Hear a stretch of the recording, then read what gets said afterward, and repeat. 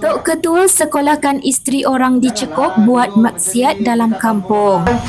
Kalau telefon suami kau sekarang, kau cakap dengan dia, kau pisah. Iya. Buat video call. Dia tak boleh.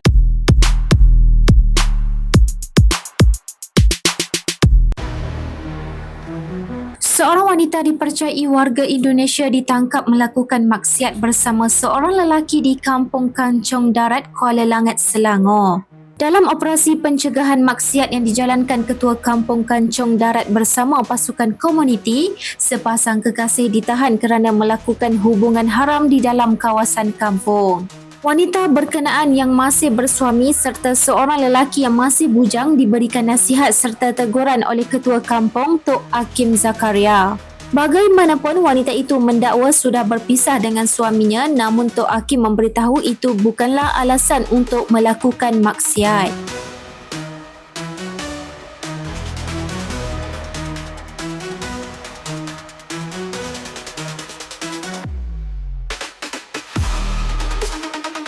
Kampung orang. Janganlah duduk macam ni dekat kampung orang buat maksiat macam ni. Apa nak jadi? Ha? Ini lagi paling kejam ni tu. Ada suami, kau ada isteri tak? Baca dulu. Ha? Apa? Bujang. Ni. Ni yang ada suami. Tak, saya Tak. saya sumpah saya sudah pisah suami saya ada 15 Anak tahun. engkau sendiri lagi Iya. kau masih bersuami. Kau jangan cakap pisah. Suami kau kat kampung.